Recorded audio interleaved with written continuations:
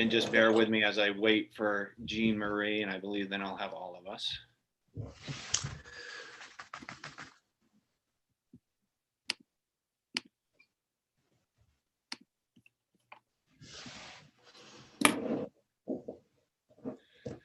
Okay, we are all here, I believe. Sorry about that. I got lost on the way to the party. It's okay. I think It it's happens. four It happens. I've got lost in different places. So. Okay, we're going to call this meeting to order. This is the February 17th, 2021 meeting of the Scarborough, Maine Town Council. First item is the Pledge of Allegiance. I pledge allegiance to the flag of the United States of America and to the republic for which it stands, one nation, under God, indivisible, with liberty and justice for all.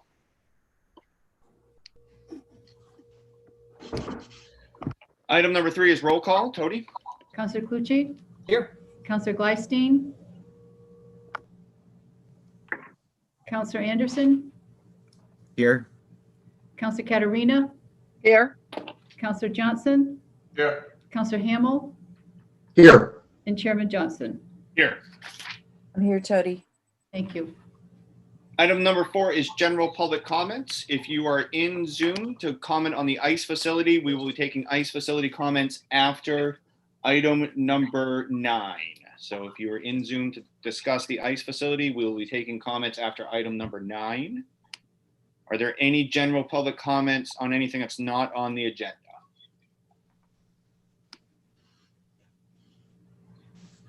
Mr. Deering, I'm going to allow you to speak, but your microphone needs to stay off.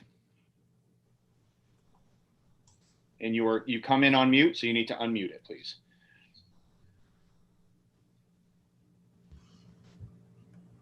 I'll ask you to unmute. That might help.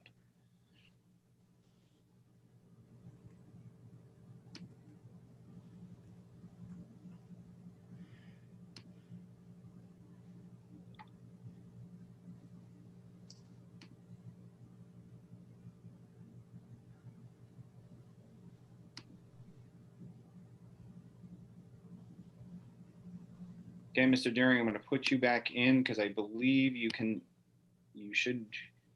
microphone is still muted. I'm going to put you back in the audience here. And if you would like to speak during the non-action item, you can. Okay, with that, item number 5 is the approval of the minutes of the February 3rd, 2021 Town Council meeting. Do I have a motion? so moved. Second. Nope. Any discussion? No? Tody? Councillor Clucci? Yes. Councillor Gleisteen? Yes. Councillor Anderson? Yes. Councillor Katarina? Yes, Councillor Johnson? Councillor Yes. Hamel? Yes. Chairman Johnson. Yes. That was unanimous.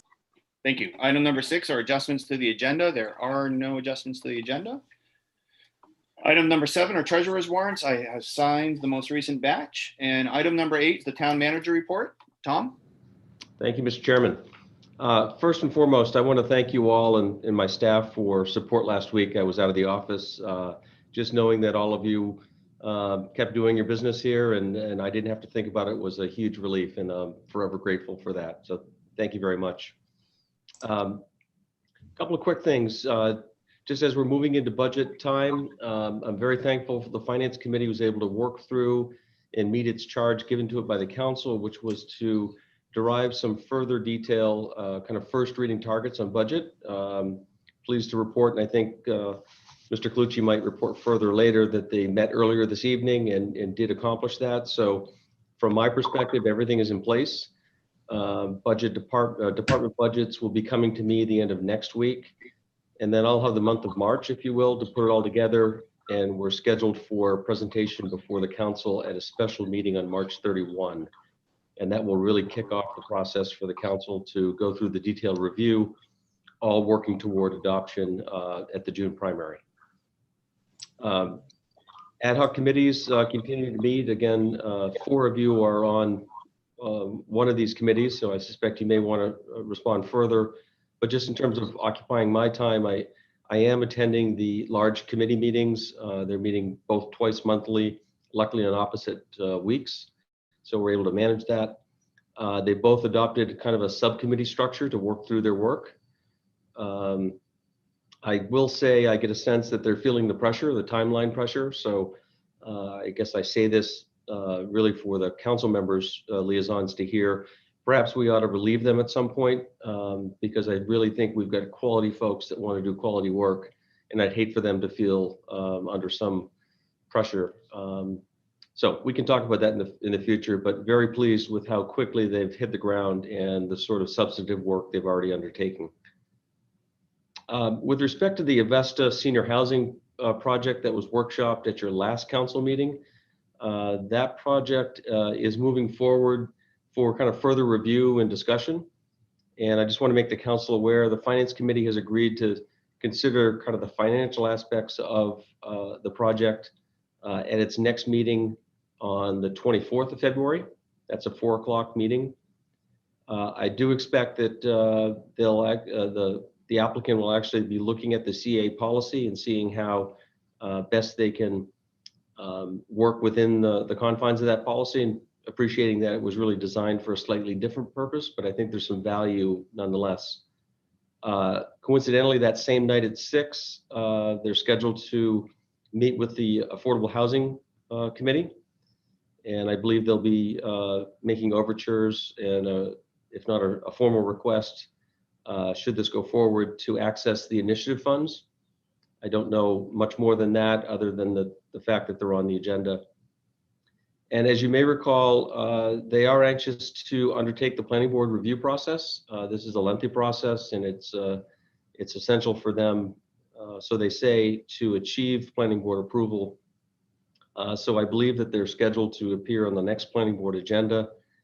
And in advance of that, they have scheduled a neighborhood meeting actually tomorrow at 6. It's a virtual meeting, of course. So things are moving. I guess I bring all that up to say, let's not get over anxious about it. I appreciate that they want to keep kind of moving methodically forward, and we'll know more as these discussions unfold. I really want to give credit to Councillor Anderson. A couple of weeks back, he made a very astute observation, and one that I've been knowing that we're deficient on for some time, is to really come up with some way to routinize our agenda format. And it's an excellent point. And I think from his perspective, kind of being new to the council, some of the items, and in fact, you have one on your agenda tonight that spans back about 6 months. And if you weren't, part of the council or paying very close attention, there's a lot of background that often gets kind of glossed over. And we're working toward really instituting a routine form and kind of a standard format for agenda items. And it will give us the opportunity to provide clear and concise recommendations, to provide historical background information, and hopefully just really shape things up so it's a lot more readable for you and for the public as well. Councillors may recall, I did have a proposal in last year's budget for a software system that could assist in this, and I think I'll look at it again. But you'll see something coming forward this spring to help move that initiative along, and I appreciate Councillor Anderson for giving me the nudge that I've needed for some time.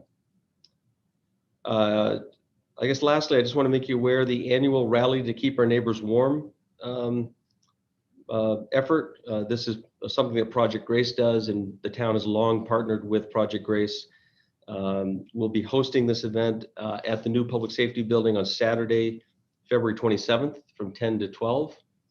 I believe there's a generous challenge grant put out by Mr. Wooden, a longtime town resident, and we've been successful historically to meet that challenge grant, and I hope we can do it again this year. This event is done in coordination with the Friends of the Scarborough Public Library and the Scarborough Lions Club as well. And lastly, I just wanted to mention the passing of former Board of Education member, Town Council member, and Town Council Chair, Carol Rancourt. Carol, I had the pleasure of working with early in my tenure. She was really a a stalwart of the community in all respects, longtime employee of the Southern Maine Agency on Aging, and really touched a lot of people through her civic duties and through her work and personal pursuits as well. Just a wonderful lady and someone who just loved Scarborough through and through. So I just wanted to acknowledge her passing. So with that, Mr. Chairman, I'm available for questions. Thank you, sir. Any questions for Tom? No? Tom, thank you for the update. Very informative. Thank you. Yep.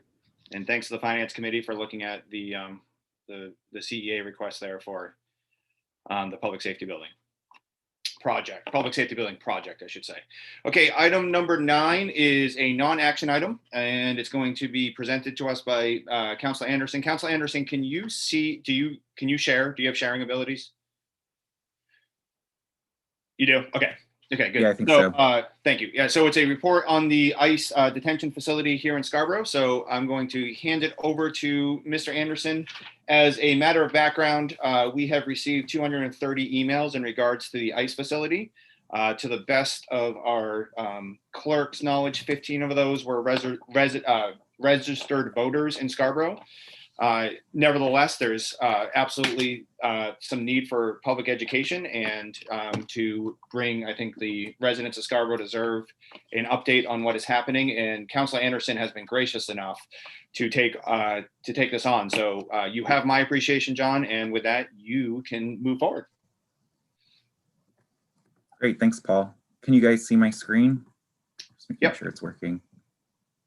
Yeah, so as Paul said, I think it was after a Bangor Daily News article that was published in December that we started to get emails from residents about concerns about the ICE facility. And I'm embarrassed to say myself, even prior to this, that there was a lot more history there that I wasn't aware of. I think just with COVID and everything going on as a resident, I didn't know about this. And I know some other counselors have been working on this since the beginning, but I'm going to share a little bit of the current facts and the information we have and the things that I've gathered over the past couple of weeks, reaching out to different people at the town, at the state, at the federal government level, just to kind of get a better sense. It's still not complete, but I think it's a start to really just start to share more with the public what we know, how we got here, and what's the scope of the council at this point in terms of what we have in terms of our ordinances and what we can do. So I'm just going to walk through this and then, again, open it up for questions or comments with the council. So, a lot of people were wondering, what's the scope of this and how did we get to this point? And I think the latest information was this was brought forward to the planning board in August, where, this is a partnership between a private developer who went and bid for the federal government to get somebody to lease their property. The leasing agent is the General Services Administration, who is the landlord for the federal government and acts as the agent for a lot of agencies. And when the GSA put out the bid, it was to support both ICE and the Portland Veterans Center. And so of the 16,000 square feet that's dedicated to that facility, about 6,000 square feet of it is going to be for ICE. And at least according to the developer at this point, there's at least 12 employees that will be working there that'll be dedicated to the facility. Still not clear, or still haven't gotten clarity in terms of what's the type of mission services that are going to be delivered by that facility. So I think that's still a question to better understand. So this was brought forward to the planning board in August to review their site plan. So you can actually go on YouTube and actually listen to that meeting. It starts at about 53 minutes in, and it's a really great conversation between the planning board and the developer to better understand the facility itself. That's where, there's a lot of information to be gleaned about what's going to happen there as best as the developer could provide information on. These planning board meetings are public meetings, and everybody does have the opportunity to participate and provide public comment. And at least at this meeting, I didn't notice if any public participation occurred, but this is really your opportunity when you know, new developments are taking place where you know, developers or people are submitting information and applications. Like this group is really the group that's reviewing those and providing the recommendations. The facility itself is going to be located on 40 Mason Libby Road in the industrial district. And again, as everything was reviewed by the planning board, you know, they conducted the review and it met all the criteria of our zoning and site plan requirements. And so they ultimately approved this particular project. So just for those that are unfamiliar, the planning board is a quasi-judicial board, and they are part of our charter for the town. And, you know, they really do serve as the authority for performing the reviews and making sure that these developments are in accordance with our ordinances and providing approval and recommendations. They are not a policy-making body, so they don't consider policy as part of their review. They have very strict requirements of what they can and cannot do. Again, you can join their meetings, and there's a public website where you can go, which the link is provided in the packet with this information in there. And you can also provide questions and comments. So if you see anything that you have a question about or a concern, that's another opportunity for you to get involved and engage so that it goes directly to the chair. This is a new thing that thanks to Ken Johnson on the council and the town staff, we've started to do to make more available to the public if they want to provide input and comments to some of the key boards that we have. So in our current zoning for the industrial district, we do currently allow for non-municipal government offices. And so that's where this particular ICE facility is compliant with our current ordinance. You know, what changes could be made? So I think there are a number of different avenues that could be pursued in the future if the council decided we wanted to move forward with making amendments to the ordinances around you know, future facilities such as this, you know. But again, I think legally we would need to kind of do some more homework around the US code and state law to make sure that, you know, whatever we do would you know, be legally permissible. When it comes to making changes in the zoning ordinance, for those who have raised that as a question, you know, it's very well put and articulated in section 2 part B of our zoning ordinance, as well as our town council rules and policy procedures that kind of outline what the town council can do as it relates to changing the ordinance. You know, we've received some comments about the resolution that was approved back in October for standing against racial and social injustice.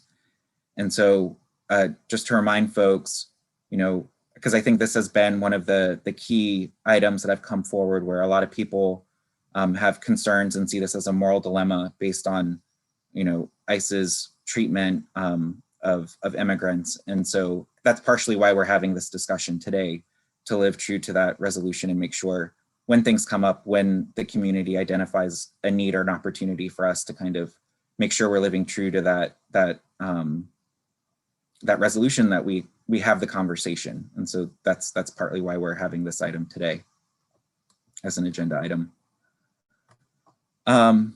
We received some questions about Scarborough Police Department and their level of cooperation with ICE in the facility. And, you know, at this point, it's been virtually no cooperation. I think ICE notified the police department when they decided to come here, but even looking at the past 30 years of history from a lot of our members at the police department, they can only identify maybe a handful of situations where there has been some sort of coordination with ICE or their predecessor in the past. And so there has not, and beyond providing the same services they would provide to any business, there's no intention to provide additional support at this time. We've gotten, especially in the emails that Paul referred to, a request for a moratorium on the building. And so again, so as long as it's meeting our existing town ordinances and the building inspector doesn't identify things that are, you know, out of code, at this point, there's nothing we can do to pull the permit or slow the building down. And I think it's of note that, you know, even if we were to amend the current ordinance, you know, this particular facility, because it met all the legal requirements up to the point that's in the law, it would still be grandfathered in and it would still be here. So it wouldn't stop the current facility from coming in. Can we revoke the permit? So again, the town council has no authority to do that. There is a process though, where people can go through the zoning board of appeals or through the planning board to the Superior Court. So that's an option for residents and individuals if they wanted to pursue that path. But at least in terms of the town council, you know, there's no specific authority we have to revoke permits for the facility. Will the town issue a formal statement denouncing the facility and its construction? I mean, I think at this point it's up to each counselor to decide, you know, what if they would want to do that. If we were to do a more formal statement, you know, that's something we would have to work through on the language on, which we have not had discussions on to do. So that's something that, you know, I think was thrown out there as something that could be pursued going forward. Again, when it comes to contacting who to contact, you know, please continue to send in your concerns to the town council, but also please consider also reaching out to your state and national representatives as well. This is really, you know, at this point, it's a federal matter, and engaging, you know, your national representatives is probably the best course of action if your concern is really about ICE and immigration overall. So those were the FAQs that we have today. There has been a lot of conversation back and forth that I've been having with the GSA and ICE directly, trying to get a little bit more information. And as that information becomes available, I'm happy to share it with the public and make sure, you know, you can email me at my council email address if you want to get in touch and get that information. And as I have it, I'm happy to share. So with those are kind of that's kind of what I've learned over the past couple of weeks, trying to dig into this a little bit more and really understand where we are, how we got here, and, you know, now open it up to the rest of the council for questions or comments. Thanks, John. Appreciate it. Do you mind unsharing? I just can't see anybody when you're, thank you. Yep. Any questions for Mr. Anderson? Councilor Katarina? Yeah, thank you, John, for doing that. I just wanted to add a couple of facts to this. I first learned of this facility February 14th, a year ago this week. That was when ICE first made its announcement that they were planning on moving what they currently have at South Portland over on Gannett Drive here to Scarborough. I immediately contacted Representative Chiazzo, Senator Sanborn at the time, that's from the state. And they, and it could have been Mr. Chiazza, I don't remember exactly, but anyway, Shelley Pingree's office was involved. And there were a number of mail inquiries and questions asked of ICE at that time. Of course, Representative Pingree's position, and rightly so, was why would you, not just the fact it was ICE, but why in the world would you put an ICE facility attached to a facility that treats PTSD and veterans? So that was one of the angles that they were pursuing.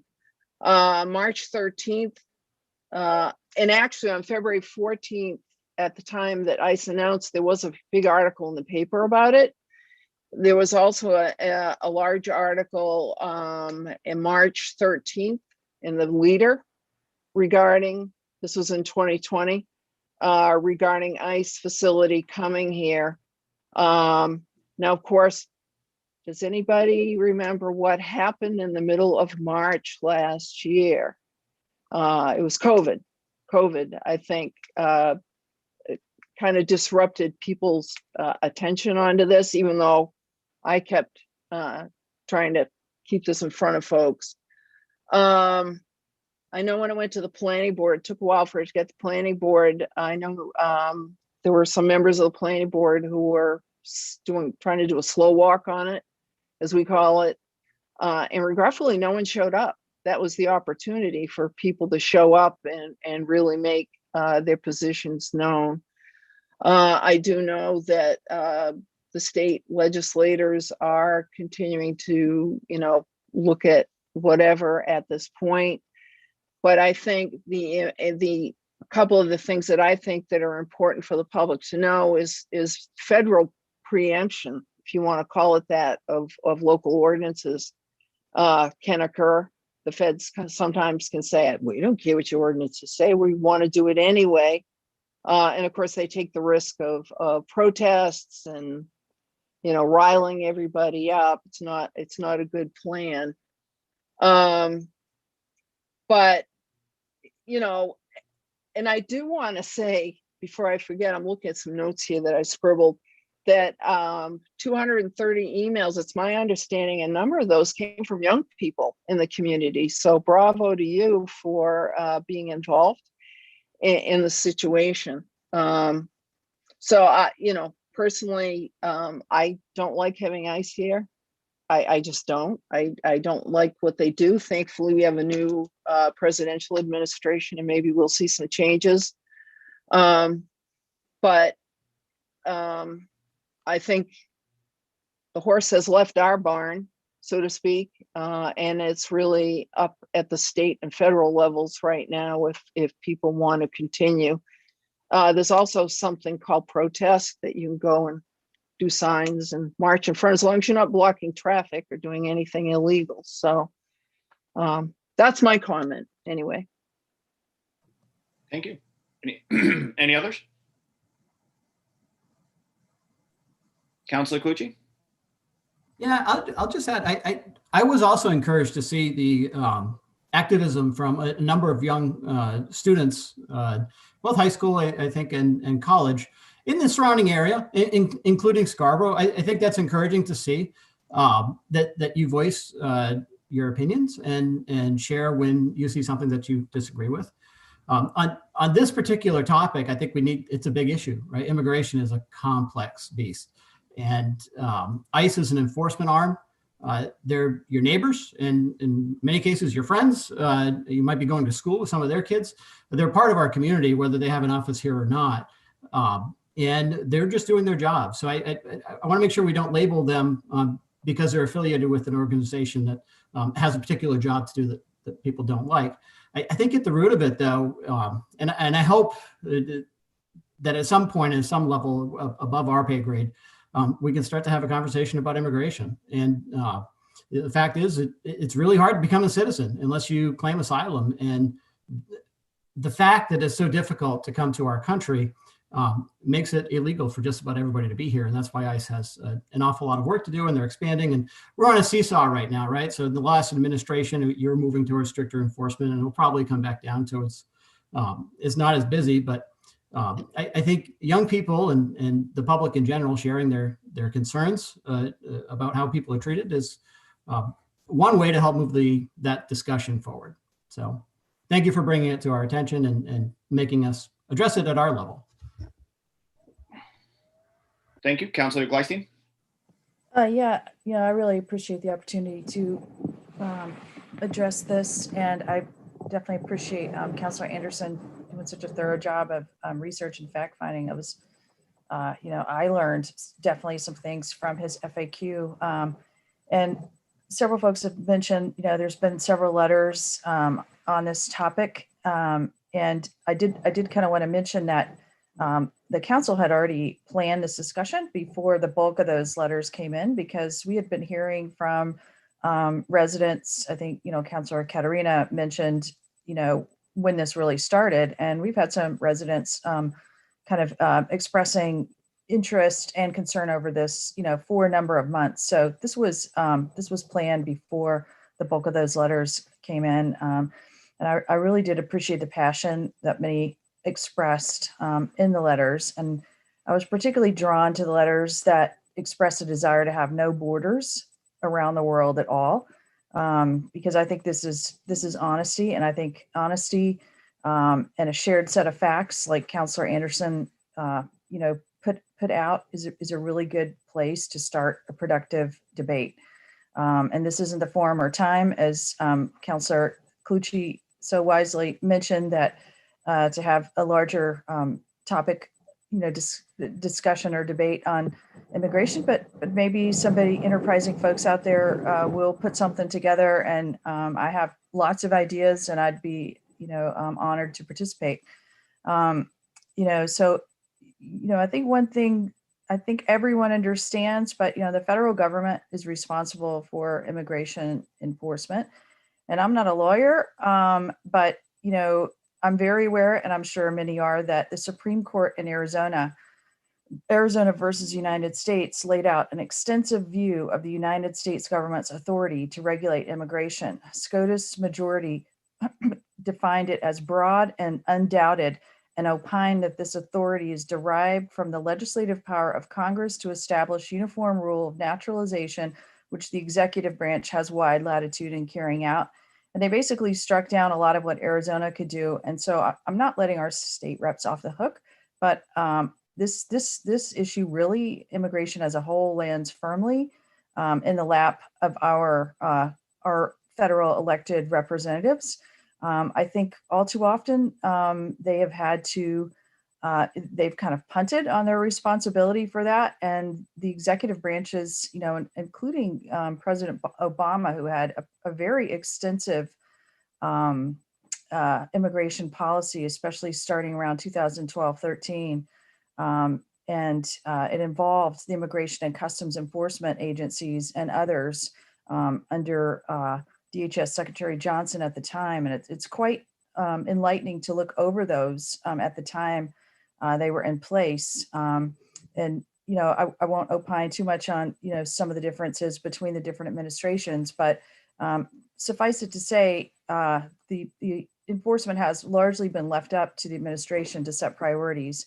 And so that's where we are today. And I appreciate Councillor Clucci's comments, especially that, the Immigrations and Customs Enforcement officers, they have a job and they have a mission to do that they carry out based on priorities set by the administration, who's supposed to be reacting to Congress. So I would really say that now is the time, and I'm sure a lot of people are doing this, to really start engaging with your Congress folks about what you'd like to see immigration policy as.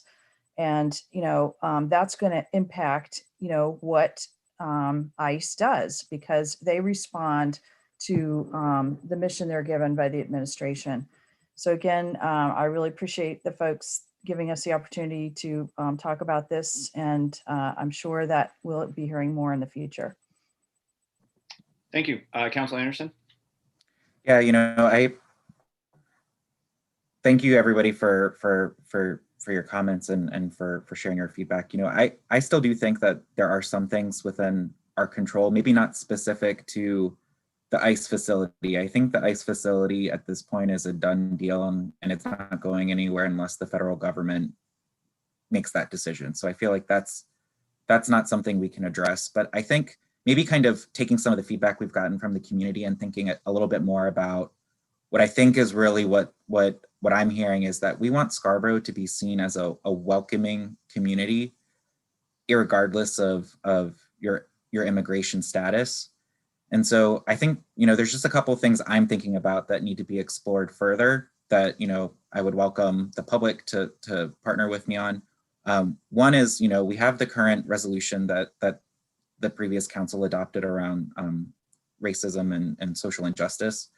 I think maybe there could be an amendment to that to kind of address the welcoming nature and the position of Scarborough on including, those that even regardless of your immigration status are also welcome to be part of this community. So I think that's one simple thing we could do, or we could create our own resolution on that altogether. I think we could even take that a step further and follow in the footsteps of some cities like the city of Chicago that kind of took that resolution but created it into law. They have a welcoming city ordinance that, again, really just tries to make it clear that the city itself won't commit to ask about immigration status, disclose that information to authorities, and most importantly, deny individual services based on their immigration status. So I think that would be going to that next step with that resolution. And then thirdly, I think there's still an opportunity to better explore some of the items in the FAQ, specifically around the legality around zoning. Like Jean Marie said, there are state laws that might prohibit us from doing things like this in the future. But I think, as the state and the federal government, push things more, I think as a home rule state, the towns do have a lot of authority to try and define, especially through our zoning, what types of services and businesses do we want to allow here. And I think further understanding that, just to understand in case there are other things in the future that as a town, we don't want the state or federal government to do, I think is worth exploring and understanding. So I think there are some things we can do. It's not going to stop the ICE facility, but I think, kind of flipping that and really thinking about being open to all individuals, again, regardless of their citizenship status, I think is something that, we should. Thanks, sir. Any others? No? Okay, I'm going to now go to public comment. Just to set the appropriate expectations, everybody has a 3-minute time limit. After public comment, we do not respond to you. So I will do a dramatic pause after public comment. If a counselor would like to respond, they are free to, but I will not be opening it back up for discussion. So with that, I will go to the public and just go ahead and raise your hand. I will bring you in. Our policy is that you need to keep your camera needs to be off, but you are free to speak. And Miss Henry, I believe you're going to be first. And if you could just give your name and your address, please. Hi, everyone. I'm Abigail Henry, a registered voter here in Scarborough at 8 Longmeadow Road. To the members of the Scarborough Council, first of all, thank you so much for your service, especially during the circumstances that have been presented by COVID. Councilors Anderson and Katarina, thank you in particular for responding to my email seeking information on plans for the ICE facility earlier this year. The right to be treated with dignity and the rights of family unity, freedom, and wellness should not be contingent on one's place of birth. For too long, immigrants living in our communities have suffered under a cloud of fear of detention or deportation. ICE's policies of arresting and detaining immigrants rest on historical racism and xenophobia. An agency built on hate and prejudice has no place in my town. Scarborough is a community experiencing incredible growth and development. In fact, my family selected this place to put down roots because of a sense of safety and the perception of shared values and tolerance and inclusivity. Our city cannot be in the business of immigration enforcement. I'm here to ask everyone on this call tonight to be on the right side of history and stand together against this ICE facility here in Scarborough by working through the Zoning Board of Appeals and applying pressure to our state and federal lawmakers. Thank you. Thank you.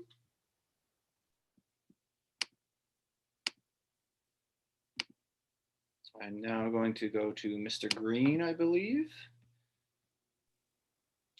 Hi, my name is Zeb Green. My address is 12 Alder Street in Skowhegan. I'm a minister with Sacred Liberation, and over the course of my ministry, I've been able to have the great privilege to work with numerous people in ICE detention facilities. And there's been so many stories of real abuse happening inside of those facilities. I think of particularly 9 men from India who were on hunger strike when I was working with them. And they were protesting verbal abuse. They were protesting the constant threat of deportation that they were under. They were protesting the quality of food that they were given. They were protesting the physical abuse that they were subject to. And in their hunger strike, they went to the point of starvation enough that the court ordered them to be force-fed. And that is a process where they will be physically restrained, tied to chairs, to tables, as tubes are forced into them, causing damage to their throats, causing people to choke, causing tears, causing crying, causing people to choke back on what is being shoved into them. It is a brutal and inhumane process. As I've sat through the court proceedings, as lawyers argued the necessity of that, it just felt like abuse. People had to leave the room in tears just hearing the process described.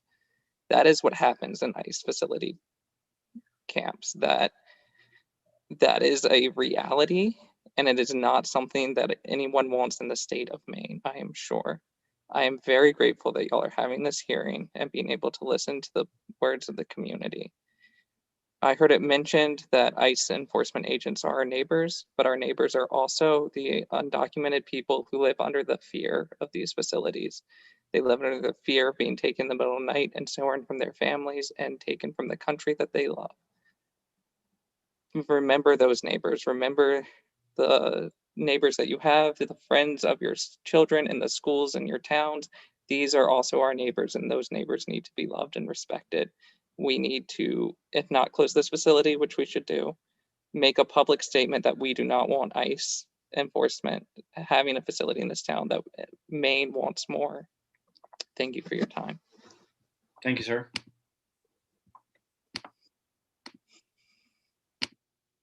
I'm now going to go to Representative Sophia Warren. You are on. Great, thank you so much. I really appreciate your time, and thank you very much to Councillor Anderson. I really appreciate the perspective. Yeah, I'm here tonight as a community member. I'm a new member to the Maine House, and Scarborough is also my hometown. I love this place, and the people I love most in the world live here. And I'm new, only 25, and I seek to understand. I want this as much as possible to be a publicly facing conversation, because since I've known about it, which is a very limited period of time, relative to my, I guess my time in office, I found that there are some differences of perspective that I've seen in town, in understanding maybe what the level of power or responsibility could be in this situation. So to me, for one, I want to say that this is so far from a zoning or real estate issue, as those who have spoken to me privately that have been involved in the course of this process have, I think, made implication to. I want to say, even in this conversation so far, when you bring a federal agency or allow a federal agency into your town, you take on a lot of responsibility. So of course, you would hear from people outside of Scarborough. Most of those that are going to be affected by this are going to be outside of Scarborough. And one thing I'd say as well is undocumented people need to be a part of these types of conversations. And they, of course, would not be registered Scarborough voters for obvious reasons. So to me, that framing in this conversation, I think, is very confusing. And I guess I seek to understand it better, which is why I wanted to come here and listen and ask questions, in part in having greater transparency. There's a couple things I wanted to bring up from a Portland Press Herald issued FOIA request last year. This is publicly available reporting, but I want to make sure that it's mutually understood here that officials from the Veterans Health Center that this allotment is going to be shared with have expressed concerns about the location and impact of this ICE facility to their center, including, and I quote, "I'm very eager to relocate, as you know." Vet Center, Mr. Trott wrote to Alicia Woodford, an employee of the U.S. General Services Administration. However, it needs to be the right location, and in my opinion, that is not this site. Many of the Vet Center clients are veterans with post-traumatic stress disorder. I'm concerned about, more generally, the accountability and transparency of the organization ICE, and I want to make sure it's mutually understood that in a shocking report from under 2 weeks ago, ICE defied President Joe Biden's deportation guidelines and deported 72 people to Haiti, including 20 young children and babies. I want to make sure that it's mutually understood that in these independently run centers and detention facilities, we will have people coming in and out of my hometown, potentially part of separating children from their families, and issues around credibly alleged and proven forced hysterectomies and sterilizations of detained immigrants in their care. This is an organization more broadly that is over 1,200 reported sexual abuses, almost 1,500 wrongful detainments between 2012 and 2018, and having separated thousands and deported parents from their children indefinitely without accountability more broadly. I think that if we're going to talk about what's happening here in Scarborough, I want to make sure it's more broadly understood. What is the history of Portland's response to an ICE facility contract in the last year? And I want to understand what is publicly accessible and to be known about whether this facility is COVID safe or is potentially endangering communities or exacerbating the spread in this time of pandemic. So I just think that the work of this council is to educate the public. And if the public here in my hometown didn't know about it, if I didn't know about it, to be frank, I think that is the responsibility of our town council to help to educate us. And that is what I wanted to do here. That is what I want to do here. So questions about public safety and about what this means for our community. And if there's nothing we can do, I want us all here in Scarborough to be aware of that and to be aware of what could begin to happen here in Scarborough at some point soon. I believe strongly that our Scarborough community deserves publicly facing conversation and transparency to deal with what I firmly believe are legitimate questions about the agency's responsibility and how they respond to systemic human rights violations that they've been credibly accused of, or it has been proven to have taken place over the course of years. Again, most recently under the last 2 weeks, and that is going to be taking up residence in our state, in our town. In the many ways that I'm talking to a group of leaders of Scarborough, I'm not interested in Scarborough being known for that reason. These are some of my concerns. I appreciate what you've had to share with me. In certain ways, I feel still quite concerned. This is a home rule state. I think you have a lot of power here, certain power that I think is not fully realized. And certainly I've not seen it be exercised. If you mention that the planning board approved this measure, am I to understand that you did not bring this to the full council? I'm wondering if there were calls for transparency. What did you ultimately find out over the course of this last year? What do you still not know? And in my opinion, in part, if I could be frank, more broadly speaking, discussing changes to ordinances or zoning regulation is part of your work and is part of your responsibility. So even to have a serious conversation about that, I'm just wondering, what is the shared knowledge around ICE here in our town and between us here in this conversation? And then I guess to understand, what would you be willing to do? What would you not be willing to do? Or what is truly out of your hands? And what do you actually, in this situation, have the power to do? And you're a council in the last couple of years who has a history of doing what they think has been right for the town, risk being sued, settling lawsuits for upwards of $1.4 million in property taxpayer money. I think that you have a responsibility here that is enormous. And I think that you do what is best for the town, what you see is best for the town. I wonder how much work, how much commitment has been made, how consciously these decisions have been made around this facility. I think there's a lot of members of our community who didn't know about it. And I think when they learn about it, I don't often find people shrugging it off. That's what I have to say about this. I really appreciate your time. Of course, I care a lot about it. I respect the work that you do, and thank you for the work that you do. And again, I appreciate the opportunity to be with you tonight and to anyone who took the time to listen. Thank you. Thank you, Ms. Warren. Next is Representative Chiazzo. Thank you, Mr. Chair. I will try and be brief. Having served on the council previously, I know the difficult position you folks are in. I don't envy you with the position. It's oftentimes you feel like you're between a rock and hard place and powerless. So I hope I don't have any unrealistic expectations of the group, and I hope you don't feel like I'm trying to impose any unrealistic expectations on you. Maine is, of course, as Representative Warren mentioned, we're a home rule and independent state. They're cornerstones of Maine. That's how we choose to govern. We are a very, very spirited group, and as a leader and as an elected official for West Scarborough, I'm not prepared yet to accept that the ICE facility is a done deal. I think there are still avenues and venues that we can take certainly from the state and federal level, and as well as the local level.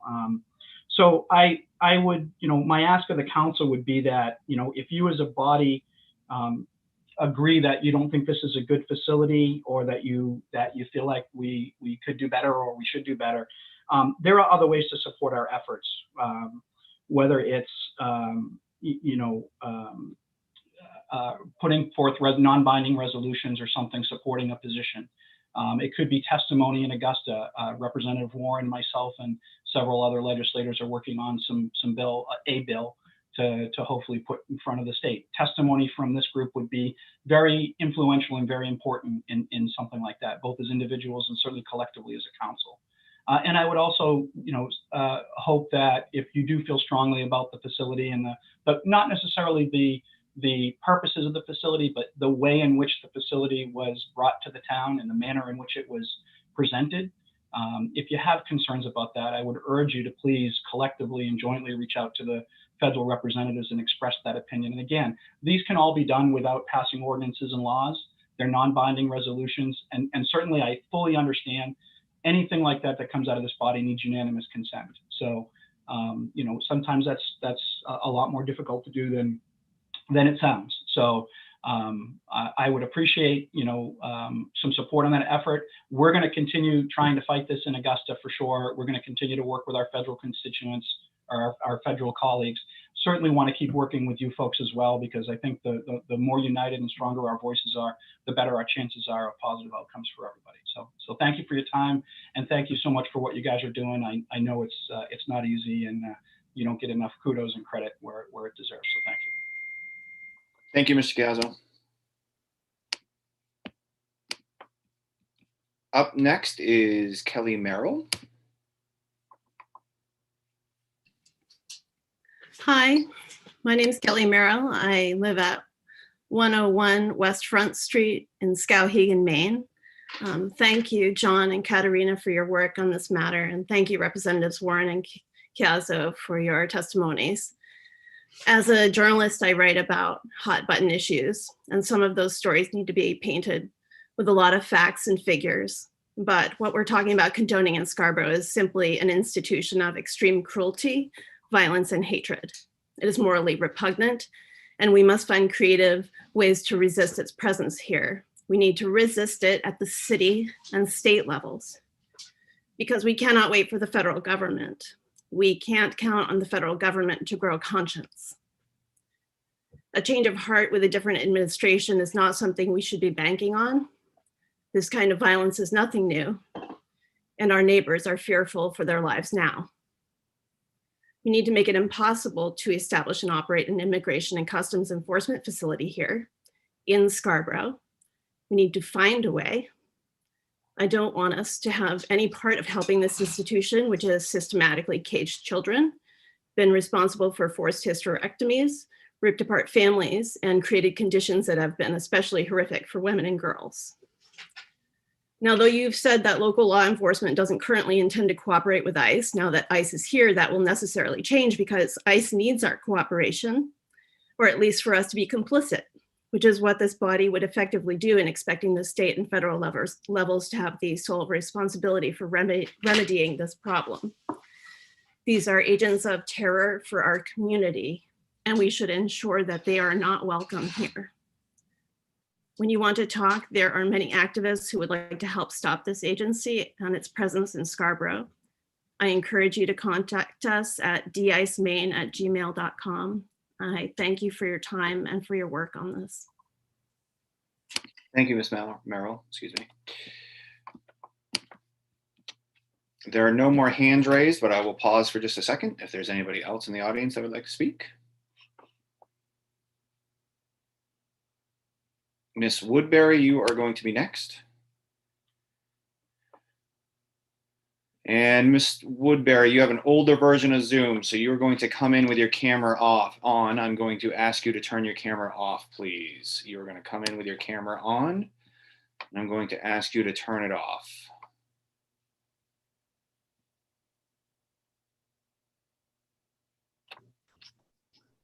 Hello. Thank you. Yep, you're all set. Thank you. I'm also speaking against the ICE facility. Encouraged to hear so many voices speaking some of the same concerns that I have and hold. You know, I'd like to add, I guess, I think that, you know, in Congressional District 1 here in Maine, with Shelley Pingree as our representative in Washington, you know, I think it is important to reach out to our national level representatives. And I don't think that Shelley Pingree condoned, you know, forced sterilizations in facilities, forced feedings in facilities, separation of families, caging of children, people being sprayed with poison bug spray, like not being able to access food and water, being kept in extremely cold temperatures, like just all of the horrors and lack of sanitation and just lack of humanity and dignity in these facilities. We know that ICE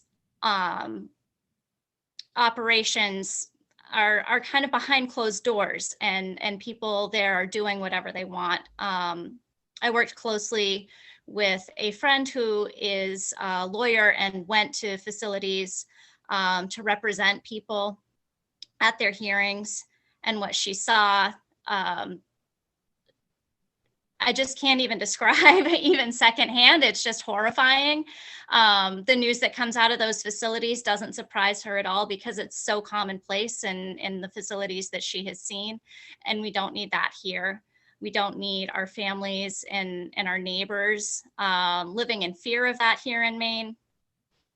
And the officers that are doing that may live here, but I don't think that we need to make it comfortable for people to have jobs where they can go behind closed doors and do whatever they want to vulnerable people. And we know that that's what they do again and again and again. And this is not just an issue that impacts the southern border. We know that a father was recently detained, removed from his family here in Maine only a few weeks ago.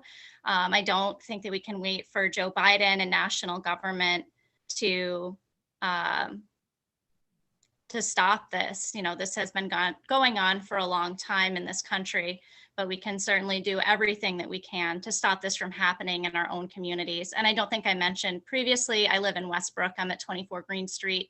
So not in Scarborough, but I am right next door. And things that are happening in Scarborough are definitely impacting things in all of the surrounding communities and the state generally. We know that there are employers in Scarborough as well as other communities in southern Maine and greater Portland area that are employing people that ICE is targeting. And it's just, it's not acceptable. This needs to stop. We need to make sure that people that are here, raising their families here, working here, they're our neighbors, they're our coworkers, they're our friends, they're our family members. We need to make sure that they're safe and do everything that we can and risk everything that we're able to make sure that they have that opportunity here. Thank you, Maria. It's a little bit difficult putting you back in the audience because I had to promote you. So if you get booted, it was not intentional. Thanks. Yeah.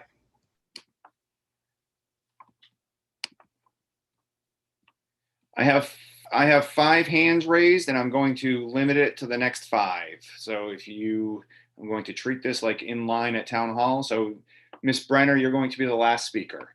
With that, Luis, you are up.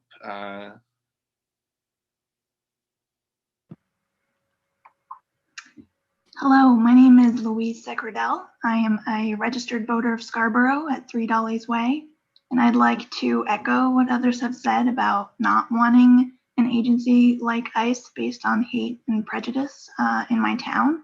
I want to echo my neighbors and students from the Scarborough Anti-Racism Coalition, some of whom reached out to you about their concerns, and I stand in support with them in those concerns.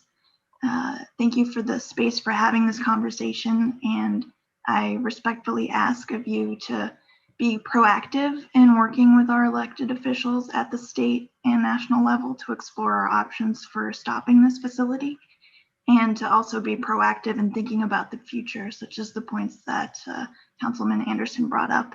What are things we can do moving forward so that Scarborough is truly a welcoming and safe place for everyone? Thank you. Thank you. Ms. Dunn, you are up next.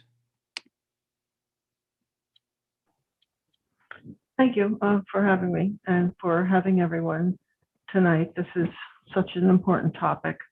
My name is Mary Dunn. I live in Whitefield. And thank you for allowing us to share our comments.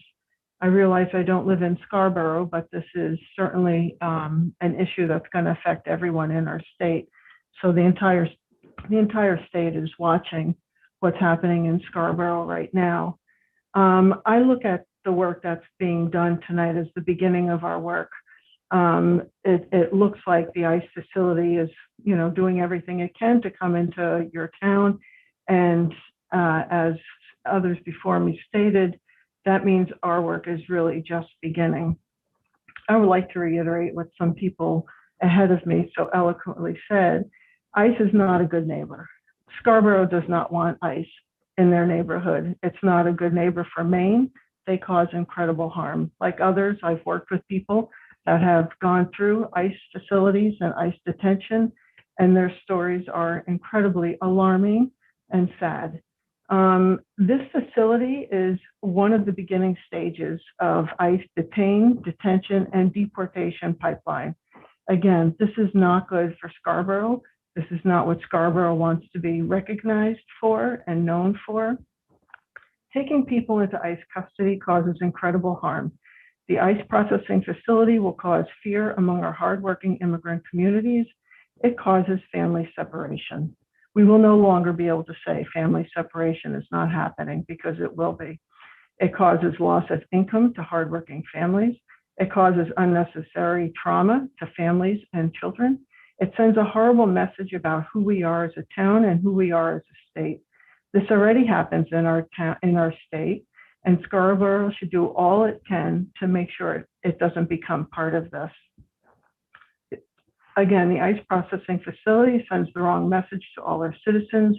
We should be helping our undocumented neighbors obtain citizenship, not causing them to live in yet more fear. Many are living in fear over this. They have already survived the horrors of whatever caused them to come into our country and come to the state of Maine. We should be greeting them. We should not be causing them to live this way. Again, ICE is a horrible institution. Those who work for ICE, we could try to let them off the hook and say they're just doing their jobs. I don't agree with that assessment of it at all, because when your job entails that you cause harm and fear to others, then that job needs to be looked at. As others mentioned, widespread abuses have been reported by ICE. Our current government, our president, is even having a hard time reining them in with how they are operating. So the culture of this ICE has not been addressed and will be difficult to address. So I hope Scarborough does everything it possibly can to keep this facility out of their town. Thank you again. I appreciate it. Thank you, Ms. Dunn. Yep.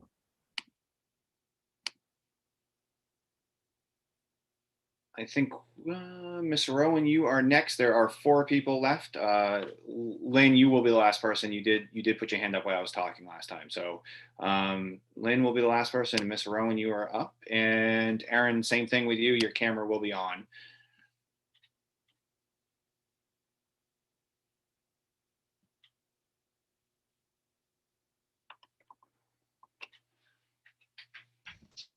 I was proactive this time and covered it with a Post-it.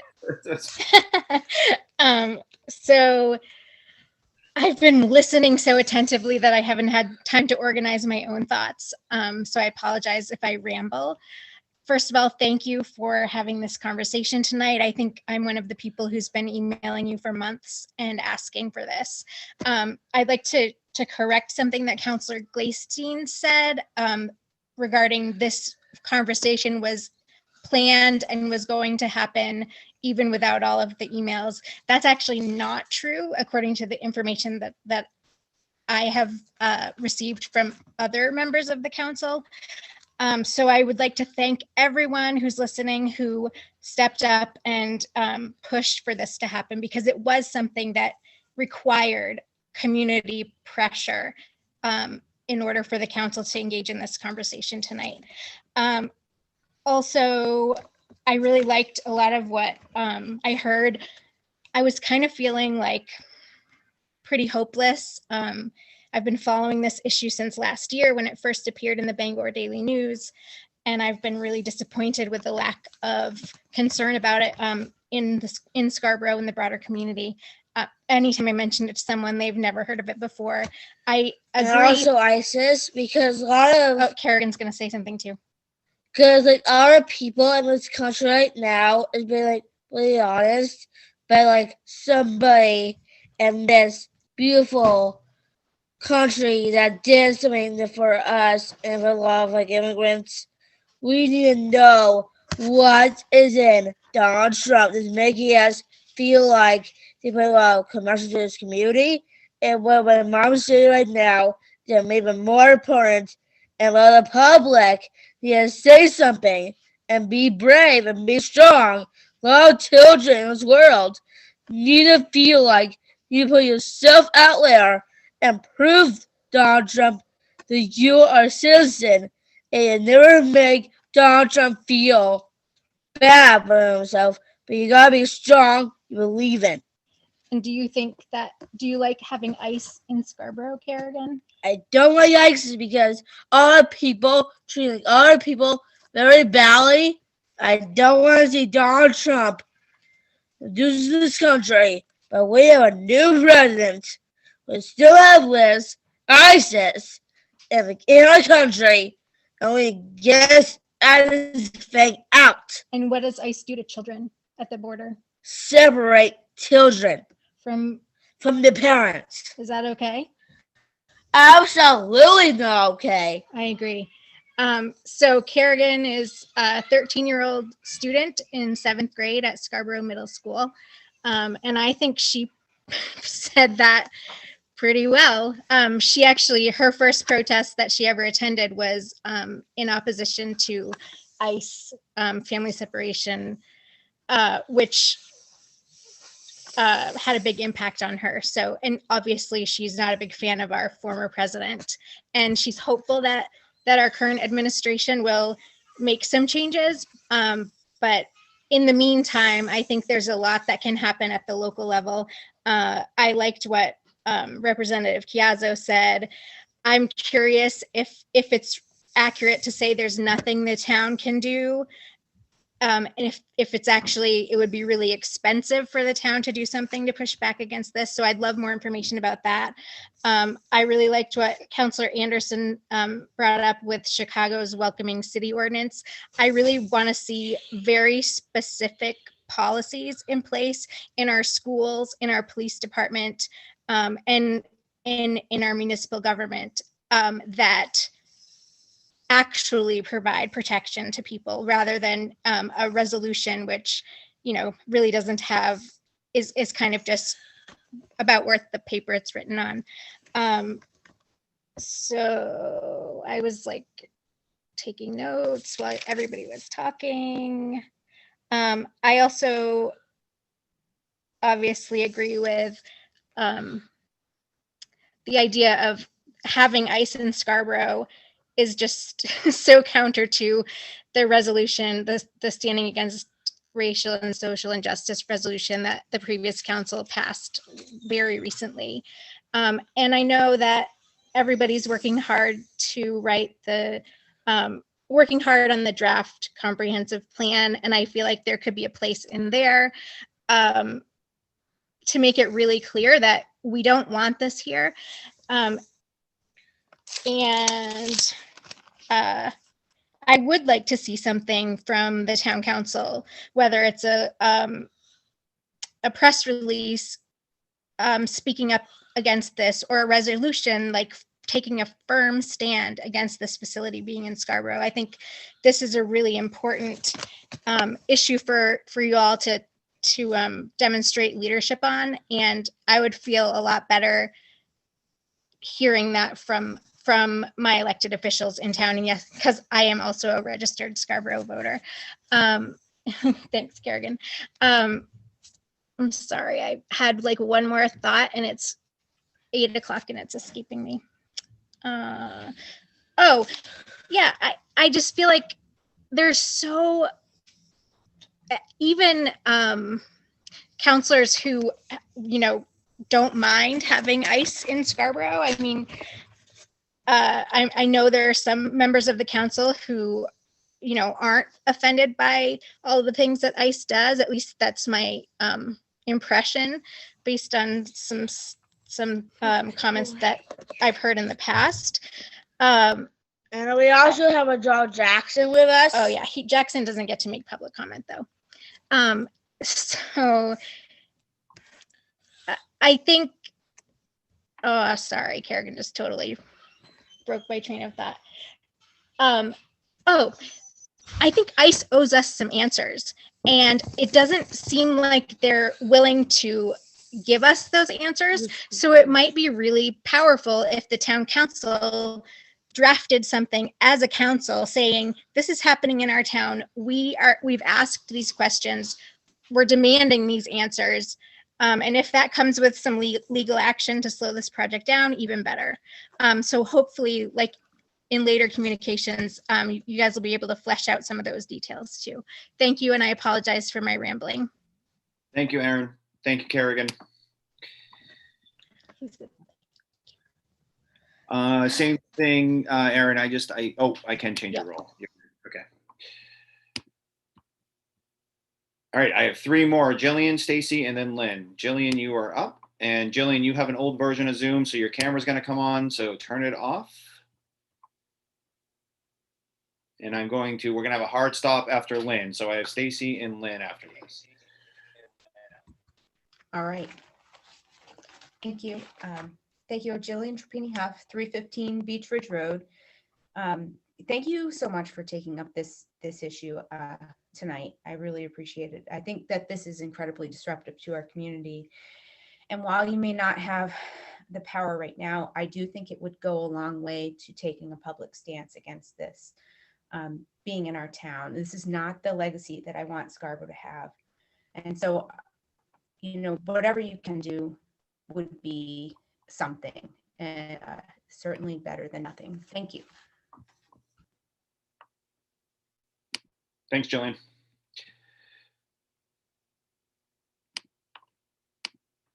And Senator Brenner, you are up next.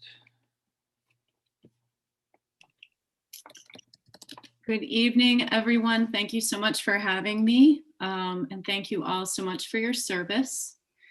And thank you for taking up this issue publicly. I am also joined by Senator Carney tonight, so you almost have your full delegation. I think I'm not sure if Representative Bailey's here, but we were all excited to come and listen to testimony from the public and then also hear what you all have to say.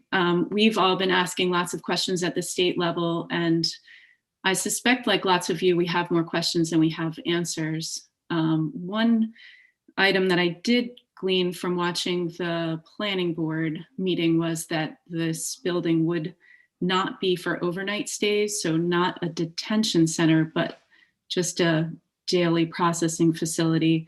But I still feel like I'm uncertain as to exactly what that means. And I do look forward, along with the rest of the delegation from the state, in potentially collaborating on more conversations and a greater understanding of exactly what's going to be happening in this facility.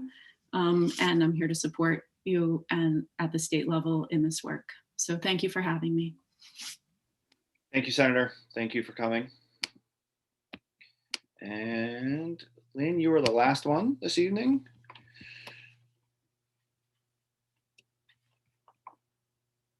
You come in on mute, so you might need to unmute your microphone.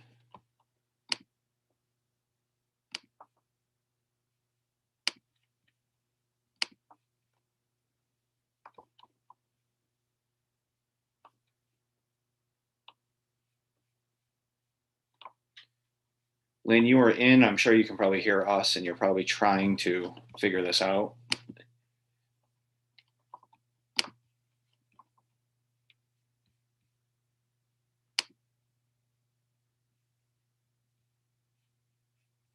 Lynn, I'm going to bring you in as a panelist and you're going to just you want to turn your camera off. So you're going to come in with your camera on, see if this works.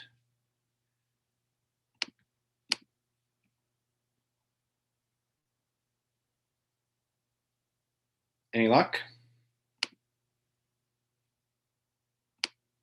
Okay, with that, I'm going, without objection, I'm going to, first of all, before I say that, thank you everybody for coming. The input was fantastic. Councilor Anderson, thank you very much for doing the initial work on this. I'm glad everybody had the opportunity to speak on this. It was very insightful and we appreciate everybody taking the time. If there's no objections, I'm going to call a recess until 8:25, at which we will come back and do some town business. Councilor Gleisten. Hey, Paul. Yeah, just really quick on the timeline. Ms. Rowan mentioned, so we were notified February 10th, and I assume this was already in the works ahead of time that we were going to have this public discussion. The bulk of the emails started rolling in around February 12th. So we've had concerned citizens all along the way. And so we were responding to concerned citizens all along the way since this first came out. I think Councilor Katarina did a good job at laying out the timeline of how long this has been going on. So, so I'm not quite sure where Ms. Rowan got her information, but before the bulk of the emails came in that were constructed, with some common information, this was already planned. So I guess I just stand by what I said, and I'm glad we did it. Yeah, I can just address where I think that's coming from. So I think originally I had proposed this to be a non-action item, and then I withdrew that request to make it just something that I would bring up in my counselor comments. And I think it was because of the emails we started to get that I reconsidered and decided it would probably be better to have it as a non-action item so that we could actually not save it to the end of the meeting, but have it more up front so that we could also hear from the public and not have them wait the whole time. So that was partly my doing from going back and forth with how I wanted it to, how I wanted to propose that it would be on the agenda tonight. Okay, with that, I'm going to call a recess to 8:28. So we're going to take a 7-minute break.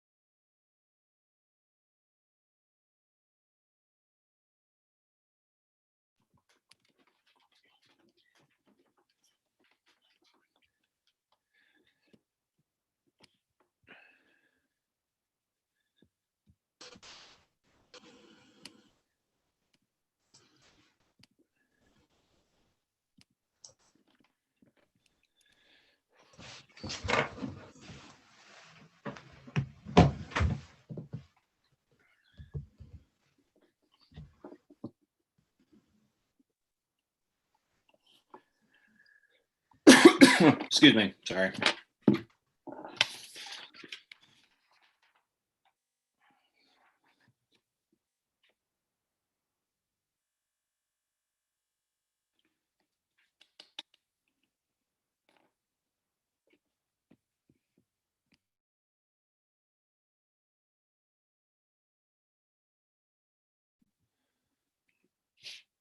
Okay, before we get started, I just wanted to say, if you feel like you did not get the opportunity to talk, I believe I let everybody in that raised their hand.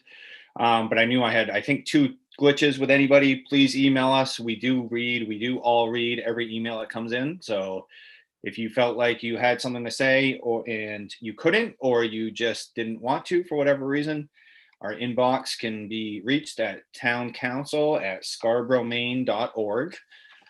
And like I said, I think I can confidently say all 7 of us would absolutely read your email. Give Betsy about 30 seconds. It's 8:29. I believe I said 8:28, correct? I'll just give her a couple seconds. Okay, perfect. I will call this meeting back to order. We are now on to order number 20087, which is the second reading of the proposed amendments to Chapter 405, which is the Scarborough zoning ordinance, Section 28B, Hygges Parkway District. Before we get started, I do want to say this is second reading and our final action, so we will need somebody to essentially offer an amendment. There's been a lot of wholesale changes here with the input from long range planning and the input from the planning board. So I guess I would ask everybody, once Jay presents it, we're comfortable about what we're talking about. I would like somebody to offer an amendment that essentially takes all of those planning board suggestions that Jay has incorporated and offer it as one large amendment. Tody, is that okay to do it that way? Is that? Yeah, okay. So just as a heads up, we do need to amend it to make it reflect all the changes it's gone under because of the process. So with that, Tom, do you want to lead it off, or should I bring Jay in, or? Yeah, I think Jay's best to probably tee it up. This has certainly been through the ringer. This has had more discussion among council and all your advisory boards than most. So Yep. We think we're coming back to you with a much improved document and hopefully meets your needs. Thank you. Jay, you are a panelist, so we will see you and hear you. Yep. Or we can just see you if that's. I didn't check my hair first. He's no Liam Gallagher, but he'll do, right? Ouch. Don't let Liam hear that one, please. Yeah, right.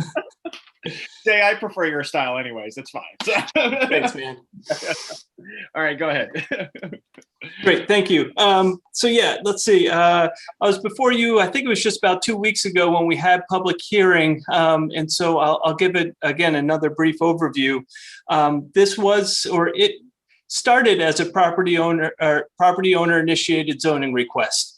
And at the initial outset, it was a very simple, almost one-line request to allow for drive-through restaurants in the Hygges Parkway. And so that discussion began back in September of 2020. Council actually had your first reading shortly thereafter, either September or October. But council members had a number of questions at that time. And did refer the item forward through first reading, and it did go to planning board.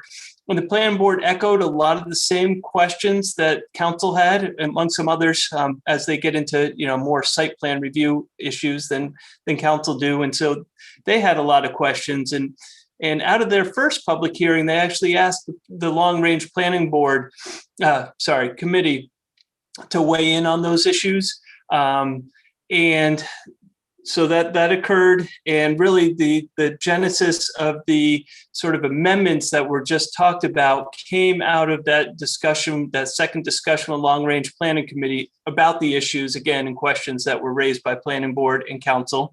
Planning Board held the second public hearing, made a few tweaks as they looked at the language, and so that's really the language that is being brought forward with a recommendation by planning board are the host of changes that I see have just been brought up on the screen. And really, so there's a couple of different things going on, but the real crux of the changes, the policy issues, are really found in section 2B6, which is, I think, page 9 of the document, which is really some of the performance standards that get at the issue of really what is meant by a mixed-use building. It really refines where the use can be located within the Higas Parkway, the size of the parcel on which the use can be located, and gets to addressing queuing issues, or this would be vehicle stacking issues on site to reduce any potential conflicts in the public way. And so those are really the substantive changes. Then as we, working with the Long Range Planning Committee, get deeper into the ordinance, there's opportunity then to really take a look at sort of bringing some of the other provisions more in line with some of the more modern or more recently updated zones so that zoning districts read similarly. And then, of course, we had to do reference changes and those very sort of de minimis administrative changes. But what I see on the screen are really the crux, if you will, of the policy amendments, in addition to, of course, the allowed use. I think, that's what I have for an overview at this point. Like I said, about 2 weeks ago, we went through this, so I'm happy to answer any questions. And I believe I did talk with the applicant's representative, and I believe they were going to be online as well if questions were needed of them. Okay, great. So before I put it on the floor, we'll do counselor questions to Jay and or the applicant. And then, like I said, I would like to amend this before we take the vote, just to make it simple. Counselor Hamel? Yeah, I wanted to make a quick comment and then a quick question for Jay. The comment is, this is a much better shape than when we saw it the first time. This came flying over the transom, and we really didn't know what to do with it. And we were, in rare form, placed in a position of really acting without a license, practicing without a license. So thank you for saving us from ourselves, Jay. The same to the planning board. So I think this makes a lot of sense. I think it's got limitations on it. It's very specific. You've had input from others as well, including the developer. So I think this is in good shape. I did have one question. These are changes for the Higas Parkway district. So what's the implication for other zoning districts? At this point, there would be none. Thank you very much. No, easy enough. Any more questions for Jay? Councilor Anderson?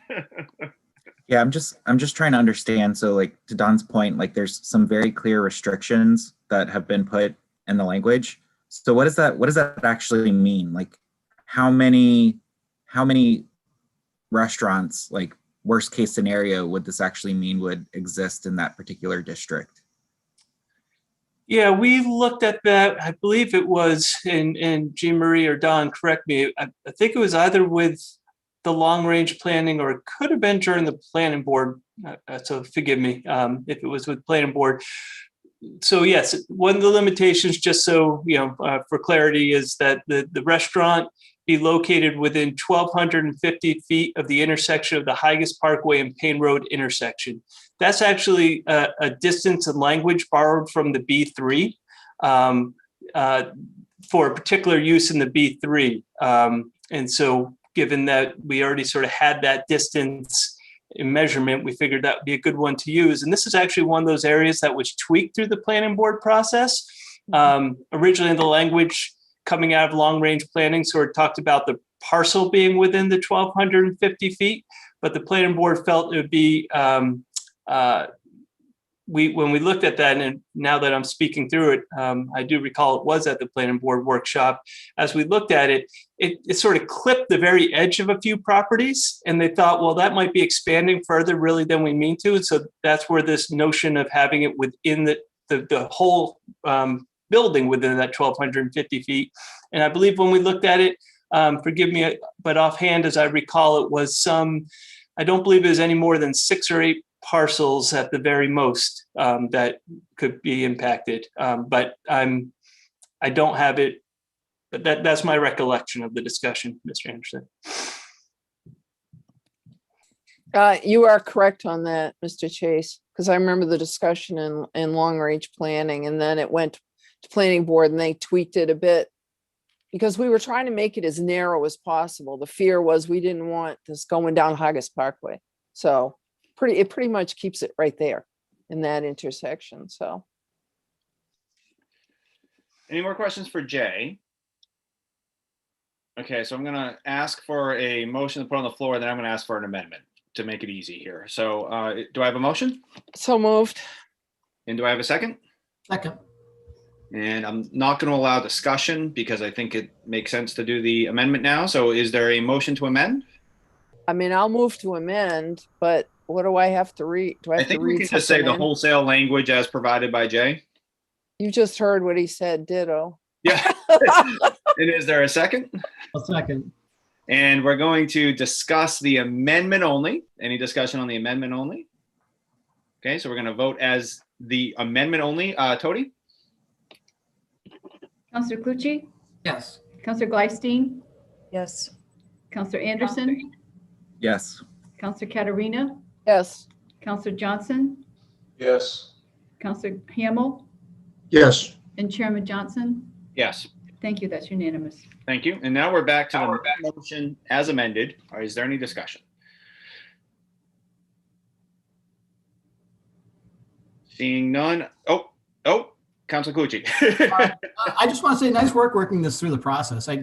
Reading through the minutes of the different committees and stuff, I think you got to an endpoint that makes sense and I can get behind. And I'm sure it wasn't pleasant or the whole time through. So I want to thank Jay and Long Range Planning, Don and Jean Marie and the planning board for helping us come up with a product that I think is supportable.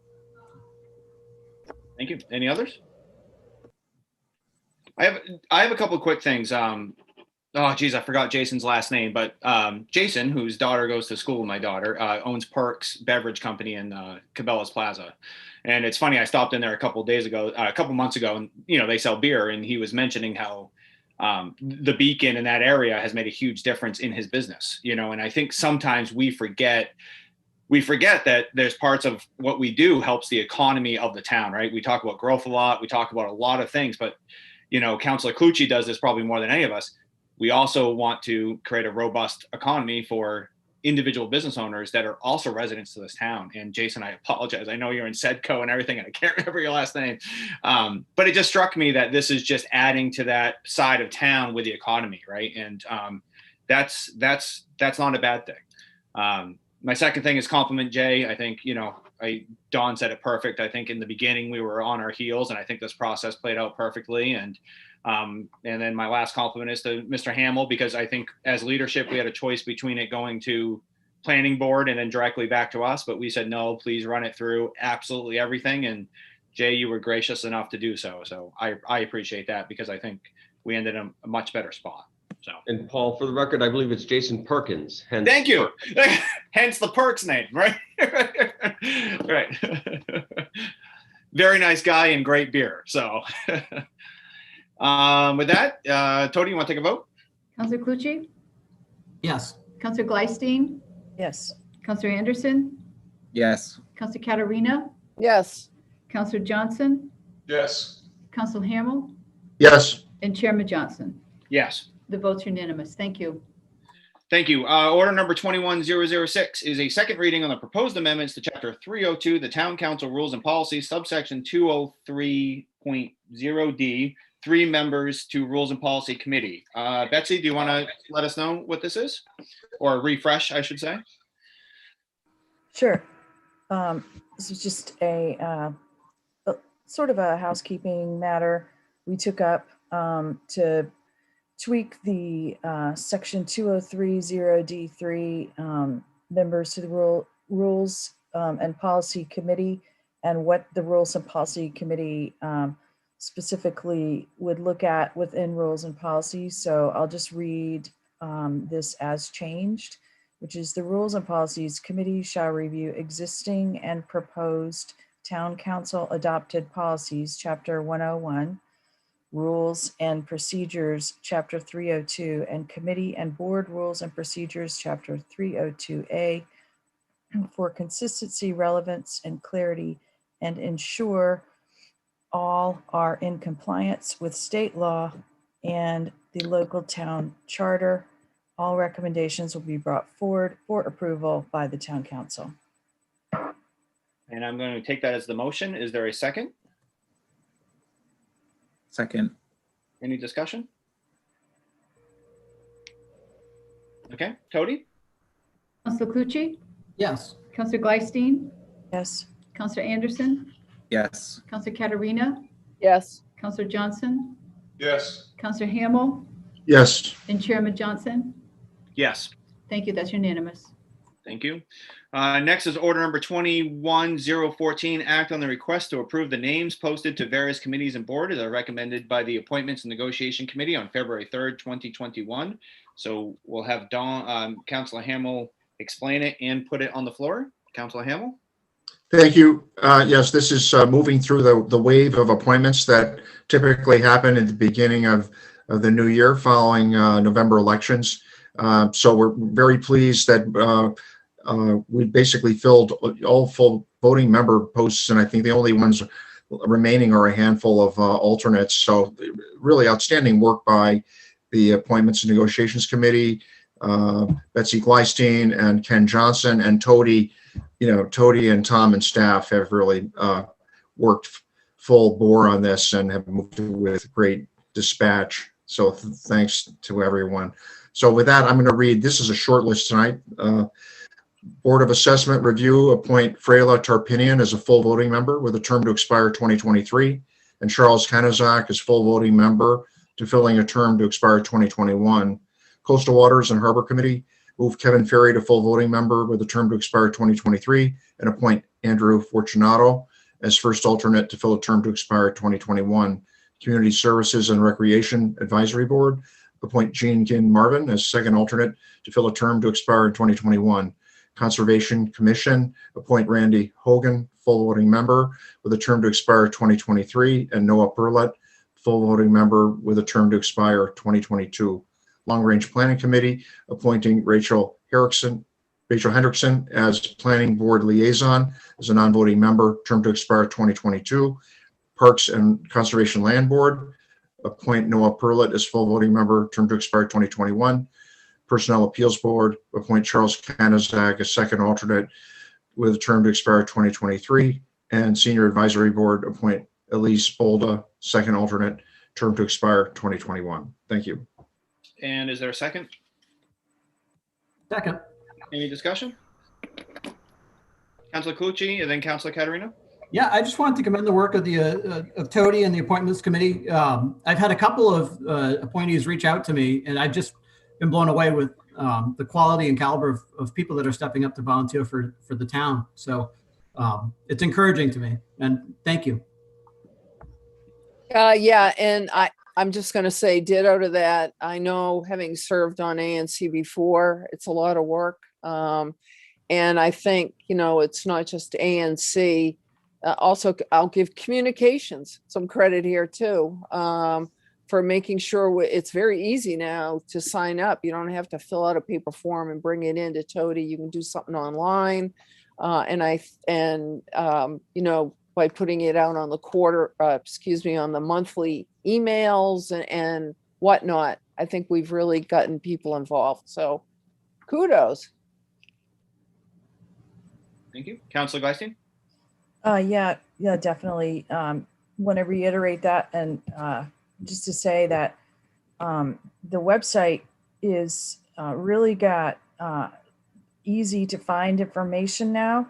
And I know we're kind of after a long meeting, so I don't know how many people are mentioning, but on the homepage, if you go to agendas and minutes, you can see a whole lot of things about all the committees, and you can find minutes and video streams for the ad hoc committees and everything else.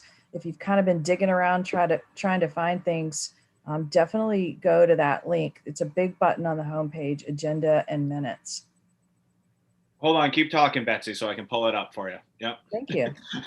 I can't see because I went to another screen. Oh, okay, but it's right here. It's right on the home screen. So if you're watching, it's right there. So she's referencing. Yep, it's awesome. Great. Any others? Okay, Tony? Counselor Clucci, Yes. Counselor Glystein, Yes. Counselor Anderson, Yes. Counselor Katarina, Yes. Counselor Johnson, Yes. Counselor Hamel, Yes. and Chairman Johnson. Yes. Thank you. That's unanimous. Okay, we're on to new business now, which is order number 21015. It's an act on the request pursuant to Title 23 MRSA 3025 and the requirements of Section 4 of the Scarborough Street Acceptance Ordinance to approve the streets as noted in the recommended by the town engineer. We've done a chunk of these recently, so I think with that, I'm just going to ask for a motion.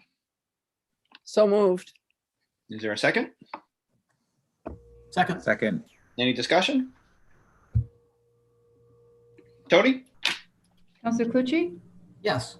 Counselor Glystein, Yes. Counselor Anderson, Yes. Counselor Katarina, Yes. Counselor Johnson, Yes. Counselor Hamel, Yes. and Chairman Johnson. Yes. That's unanimous. Thank you. Thank you. Item number 10 is standing and special committee reports and liaison reports. Please raise your hand if you have anything to offer. Councilor Katarina? Yeah, tomorrow is ordinance at 4:00. It's a pretty brief agenda. The first thing we're going to talk about is fireworks. We've had a number of constituents over the last year want to do something about fireworks, so I'm bringing forward an option to ban all consumer fireworks in the town of Scarborough, and we'll see how it goes. The second portion of that will be that the three members of the ordinance committee are going to discuss a presentation by Chair Johnson and Mr. Cloutier regarding some thoughts and ideas around the growth management ordinance, excuse me. So that will be tomorrow at 4:00. So tune in as always. We'll take comments. I take the comments from the public at the beginning of the meeting.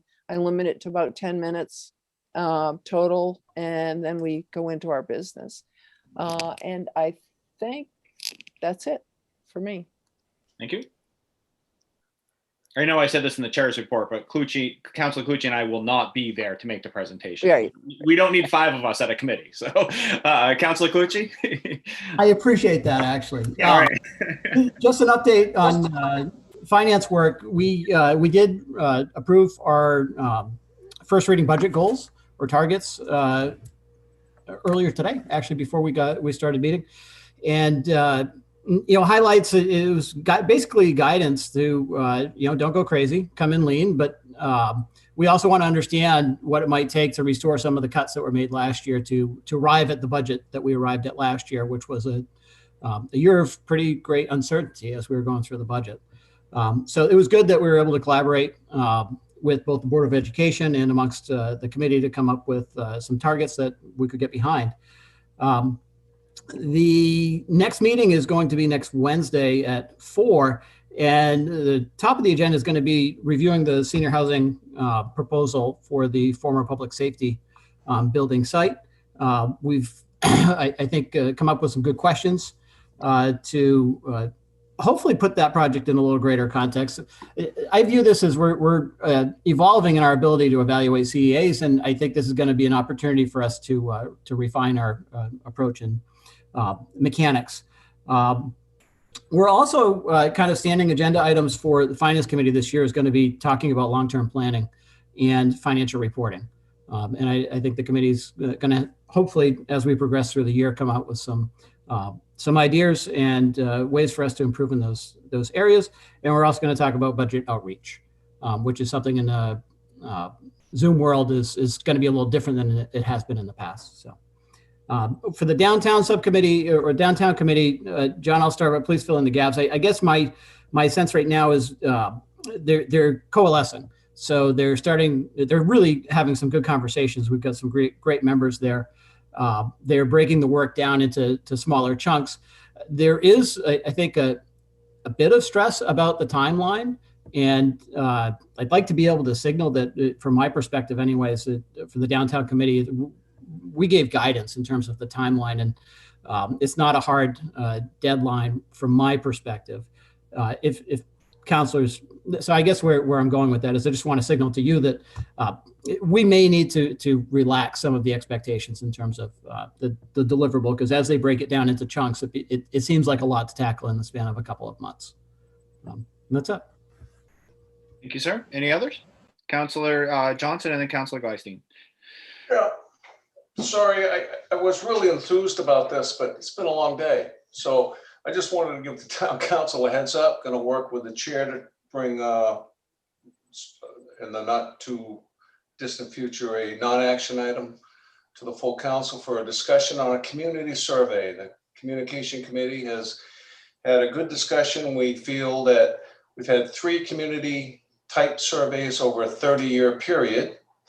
Last one done in 2010, which was basically a service satisfaction with our town services, EMS and whatnot, which was fine.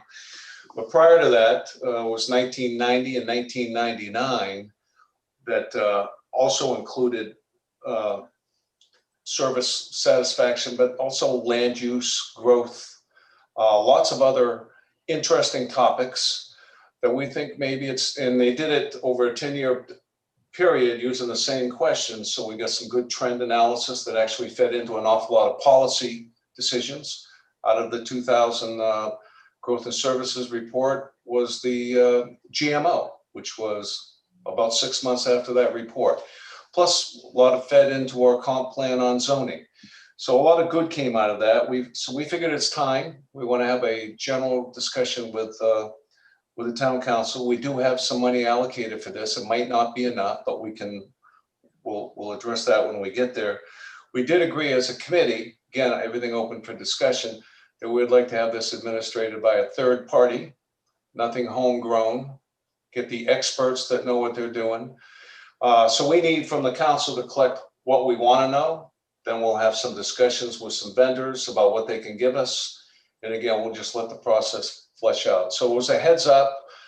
Before the non-action item, I'll try to send out to everybody some sampling of what we've done in the past, just to spark some creative thoughts about what we might want to see in the future. And I'll tell you, today was a great example of we need to know certain things. We need to know what people think, what people want.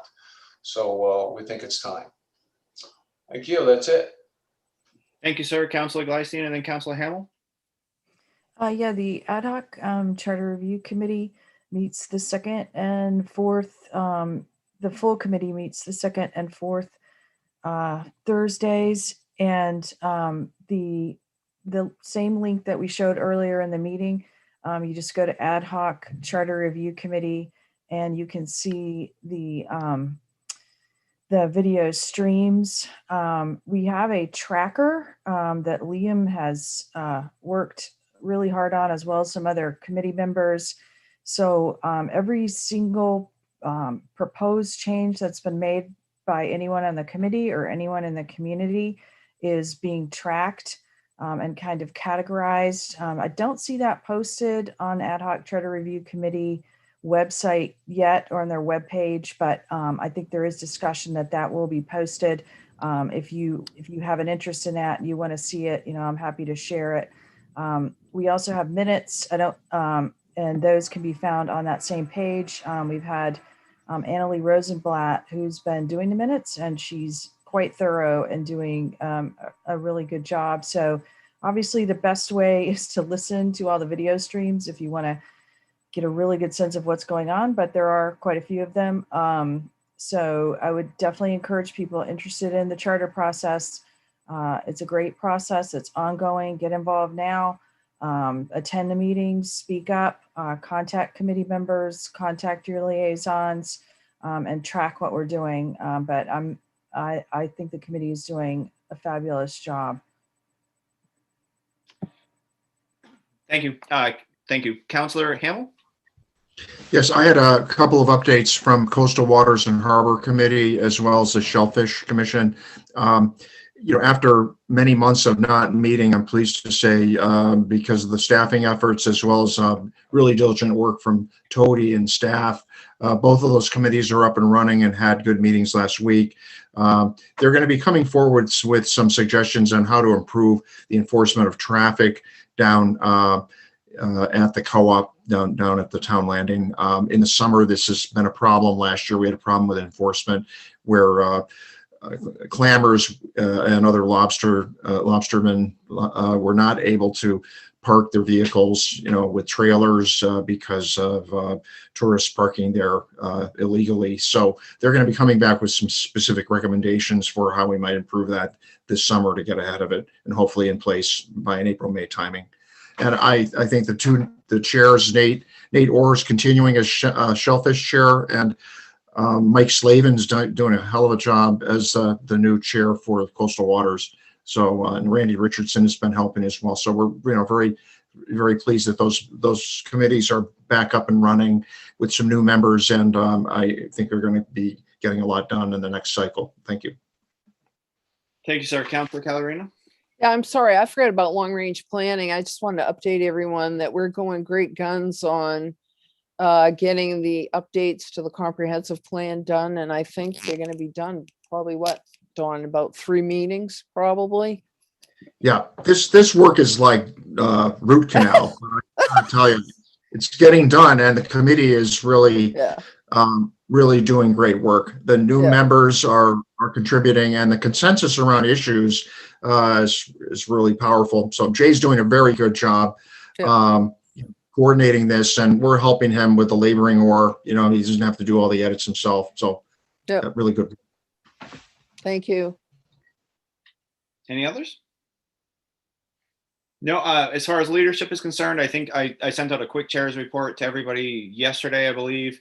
Nothing too new to report. I did produce a quick video for Allison to post on Facebook, on the Scarborough Facebook page. So if you're on social media, there is something of me in 6 minutes, trying to frantically explain everything that's going on in the town, which is probably still 4 minutes too long, but there is something out there, at least trying to give an overview of our current hot topic issues or everything we're dealing with. So with that, are there any councilor member comments?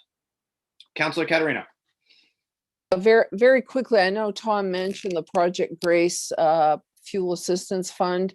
In a normal year, I run around just about every town council meeting, handing out bags to people in the audience and whatnot. I would really challenge, I'm going to put out a challenge to all of you to please contribute. You can go online and contribute to the Heat Assistance Fund. I know I contribute $100 every year. I don't expect you to do that, but it'd be nice if you did. And then the other thing is, I did want to give my personal sympathy to Catherine Rancourt and family. That's Carol's daughter. I've known Carol for a number of years, having worked with her on various committees and whatever. And she was like the guru of Medicare at Southern Maine Area Agency on Aging. She was fabulous. She did just so much for the folks there, and she will be missed greatly. So I just wanted to say something in my comments tonight. Thank you. Any other councilor comments? I have a few. I think it was either last meeting or the meeting before. I left the meeting abruptly, and some people watching at home heard me say my house is on fire. So I just wanted to publicly thank the Scarborough Fire Department for coming out and helping me with my house being on fire a couple weeks ago.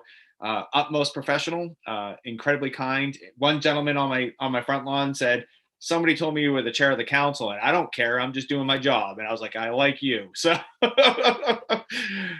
so thanks to the Scarborough Fire Department. Secondly, I think in the beginning when I teed up the ICE conversation, I referenced that we had over 200 emails and only 15 of them were Scarborough voters. I want to make it really clear. I fully appreciate this issue is well beyond our borders as Scarborough. So by no means was I suggesting that this shouldn't be important to anybody in our surrounding communities. And I hope our willingness to have anybody speak tonight speaks to the fact that, you know, we're willing to listen to anybody that has an opinion on this. So I just wanted to let everybody know. I do think it's important to understand the outcome and the statistics behind what we get for feedback, but I was not trying to diminish any voices that are outside of Scarborough. Thirdly, I wanted to, you know, Councillor Johnson, I just wanted to give him credit. I know that some of us know him just as the guy that's against zoning changes, but I think that he's done a tremendous job in this communication committee. I think in this past year, if we look at some of the improvements that have happened, I think a lot of it has to do with a lot of his behind the scene hustle. You know, a lot of people don't know that, you know, the councilors now, we have a dedicated space in the Scarborough Leader, and that is huge. You know, every single edition, or every other edition, I believe, we have the ability to, you know, use our voice to educate the public, and that goes a long way. Secondly, I think the last thing I would say is I from what I'm hearing from people is I feel like the comp plan is going in a really positive direction, and that's nice to hear. I think that about 3 months ago or 2 months ago, we were all feeling quite overwhelmed, and I feel like we have some general positive direction. So it's reassuring to hear that everybody's feeling, I think, from going from overwhelmed to feeling upbeat, that at least we have a light at the end of the tunnel. So I just wanted to acknowledge that publicly, that it's nice to have that tone change. And when I say tone change, just simply, I feel like we're a little less overwhelmed, which that's when we make our best decisions. So I really appreciate the work. I think Jay Chase deserves all the credit in the world. He spends ridiculous amounts of time with a lot of us, and with different angles and different thoughts and different questions. And I just wanted to thank him. And then actually, lastly, I wanted to thank Karen Martin at SEDCO. There's been a couple constituent issues that I've been dealing with some pretty serious struggles with their own land and trying to get some sewer access to their land on an area of town that doesn't have sewer. And, you know, it's not a perfect situation, but I think it's fair to say that Karen put in many, many hours at my request to help find at least a path forward for a couple of our residents. And I think we know her as someone that comes and presents to our council, but I think what's lost is the huge bulk of her job is actually helping the business community in this town and actually helping out individual residents with certain issues. So I just wanted to publicly, you know, acknowledge the work that she does, because it's pretty tireless, and I don't think we see it all the time. So I just wanted to thank her because it helped tremendously. So with that, I think I'll take a motion to adjourn. So moved. Second. And Tony? Counselor Clucci? Yes. Counselor Gleisteen? Yes. Counselor Anderson? Yes. Counselor Katarina? Yes. Counselor Johnson? Yes. Counselor Hamel? Yes. Chairman Johnson? Yes.